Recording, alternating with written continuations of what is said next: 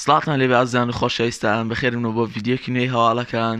هەواڵی زۆرمان پێ ئەوجارە لە هەواڵ یەکەماندا ئەساسین کرێت بەشە نوێیەکە بە ناوی ڤالهالا دەبێت. وەروە لە هەفتەی ڕابردوو بە لایڤ ترەیلەرەکەی نیشانداین باسی ئەوەش کرد کە دوو ماپ دەبێت، باسی سەردەمی ڤایکینگەکان دەکات کە ڤایکینگەکان لە نەروی هێرش دەکەنە سەر بەڕێتانیا. بە ڤیدیۆکی تایبەت بۆتانی باز دەکەم ئێوەڕی لە دێتەگەشی لە ئیپی گەیم ستۆری لە پیسی خوێنمەوە کە سیویەکی 12 بوو بەردەست دەبێت. جا نازانم بۆ ئەو کاتە تەواو بەردەست دەبێت یاخودنا. باسیەوەی کرد گوتی هۆڵیدەی 2020 دەبێت، واتە ئۆفلەی وان کە مانگی 10 بۆ 12.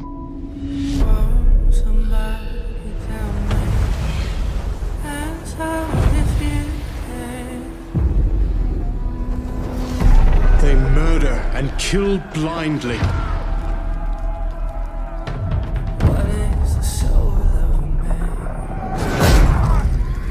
They scar the lands of England.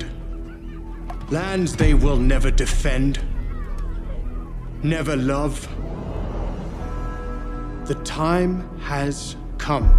to speak to them in a language they will understand.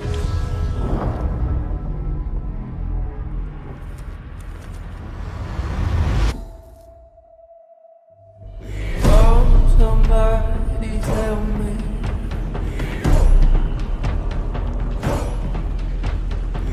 Answer if you can.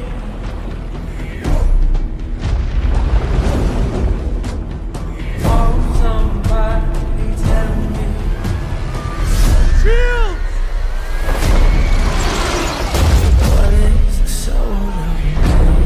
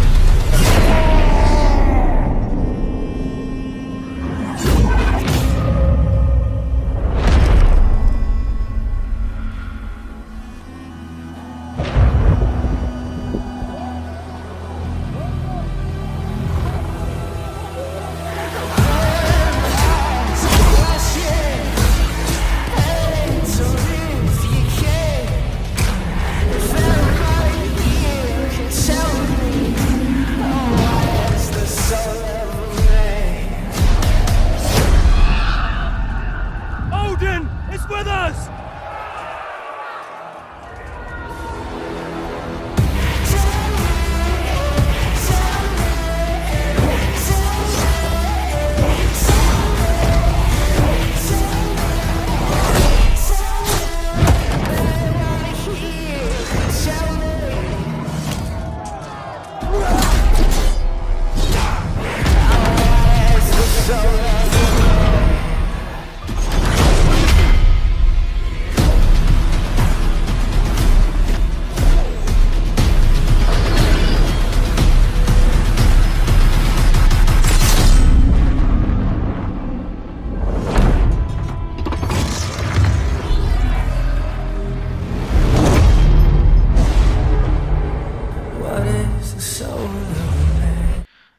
لە هەواڵەکانی دواتر ئەگەر هەتاکو ئێستا یاریەکانی ئەنچارتد کۆلێکشنە دیە کە بەشی یەکەم تاکو سێمی تێدایە لەگەڵ یاری جێرنی، ئەوە دەتوانین ئێستا لە پلەیستێشن 4 بە فری دایبەزێنیت کە بە فریش نییە، خۆی کۆمپانیای سۆنی پارەکەی دەدات. لە هەواڵی دواتر یاری The Last of Us پارتی 2 بەشی دووەم کە زۆر بەمان چاوەڕێی دەکەین، دەڵێت 100 گیگا دەبێت، دەڵێ بە 2 دیسک بڵاو دەکرێتەوە وەکو Red Dead Redemption 2 کە بە 2 دیسک بڵاو کرایە چکە 100 و شتێک گیگابایت بوو. لەبەرەوەی بلوڕێی تاکو 30 بۆ 70 گیگابایت بەرگە دەگرێت، زیاتر بەرگە ناگرێت. کە دیارێکی وا بە گرافیکێکی بەرز پێویستی بەوەیە کە گیگابایتێکی زۆری بۆ شوێن بکەیتەوە. لە هەواڵی دووەمدا کارمەندێکی کۆمپانیای ڕۆکستار ئەوەی ئاشکرا کرد کە یاری GTA 6 یاخود نازانین ناوی GTA کە چی دەبێ بزەبت دەڵێ لە کارکردندایە لە کۆتاییدا ئەوە دەڵێت بەڵام ناڵێ زوو بڵاو دەکرێتەوە بەڵکو دەڵێت کاتی بڵاوکردنەوەکەی زۆر دوورە لە هەواڵی دواتری ئێستا کە یاری Red Dead Redemption 2 بۆ گەیم پاس بەردەست دەبێت وەبزان بەردەست ئێستا لە شوێنی GTA 5 لا دەدەێت و Red Dead Redemption 2 دێتە شوێنی لە هەواڵی دوای ئەو AMD ئێستا پرۆسیسەرێکی تازەی دروست کردووە کە نرخەکەی $100 دەبێت کە باسی ئەوە دەکات کە دەڵێ دەیەوێتن هەموو کۆمپیوتەرەکان لە ئیماڵەوە بێتی گەیمینگ بێت هەمووی داگیر بکات بۆ پرۆسیسەرانەی کە بەڕاستی AMD پرۆسیسەرەکانی لەگەڵ گرافیکارەکانی بۆ دەرەجێنی بەڵام پرۆسیسەرەکانی زۆر باشە نرخەکانی یارزانە لەوە کێشێکی وای دروست ناکات لە هەواڵی دوای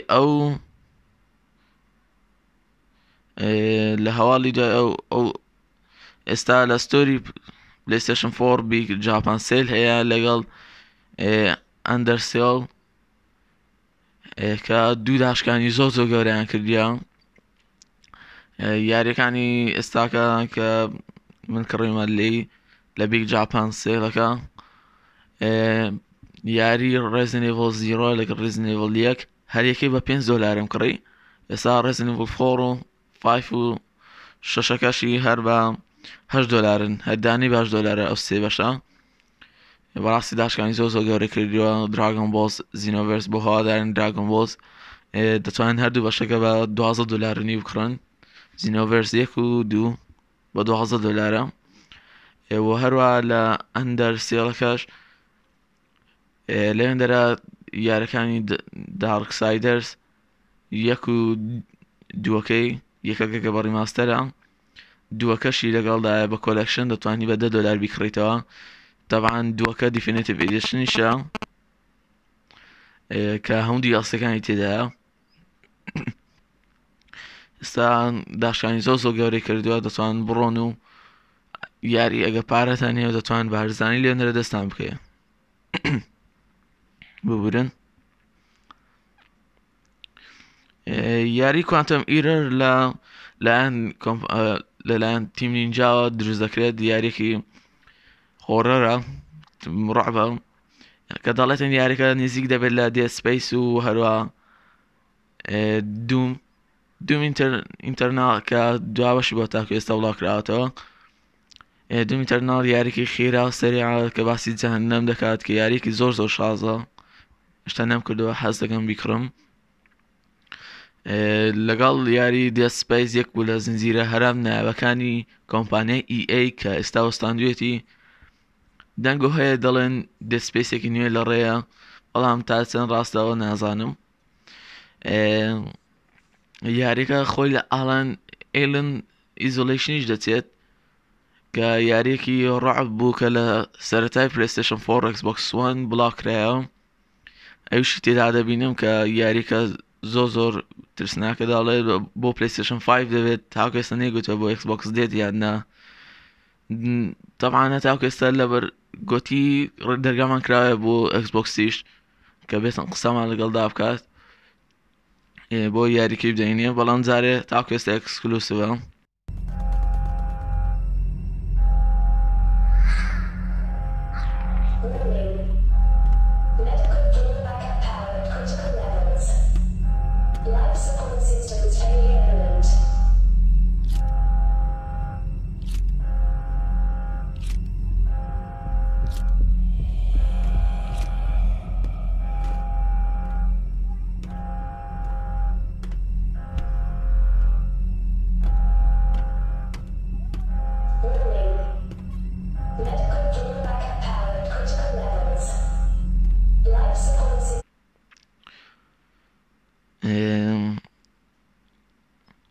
لە هەواڵی دواتر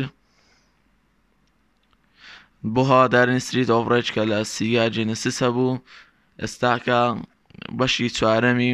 Street of Rage 4 لە بۆ PS4 Xbox One و PC و Switch Nintendo Switch بڵاو کرایەوە دەتوان بڕۆن و بیکڕن کە یاریکی هەرە ناوین سیگا بوو کردومە هەر سێ بەشەکەیم کردووە زۆر شاز بوو حەزەکەم بەشی چارەمیش بکڕم لە هەواڵی دواتر یاری کرایسس بەشی یەکەم وابزانم یەکەم دەبێت ڕیماستەر دەکرێتەوە بۆ PC و PlayStation 4 و Xbox One و سویچیش ئەو جارە بۆ ئەوانەی نازانن کرایسس بەشی یەکەمی گرافیکێک یەکجا بەرزێ بوو بۆ کۆمپیوتەرانی کە بە 40-50 وەرەقە دەستکڕی ئەو کاتە بۆ بە گرافیکی تاوا دەیخوێندەوە گەنا کۆمپیوتەر ئاساییەکان نەیدەخوێندەوە یەک بوو لە هەرە یاریە بەهێزەکان لە ڕووی گرافیکارد و مواصفاتی زۆر بەرزی دەویست کە لە 2007 بڵاو کرابەوە بە کوالەتی 1080 پیکسڵی دەخوێندەوە وەروە ئێستا دیسان ڕیماستەر دەکرێتەوە بۆ ئەوانەی PC دەڵێن دیسانەوە دەبێت کۆمپیوتەرێکی 50 وەرەقەی بۆ دابینکەیت بۆی کرایسسی پێی بخوێنێتەوە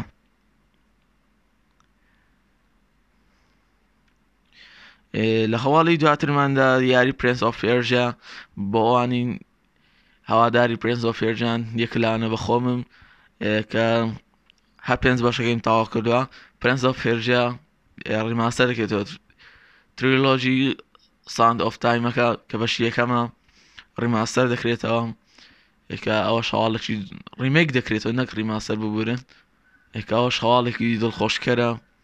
کە یارێکی بۆ شێ بگەڕێتەوە دەنگۆیەکە جارێ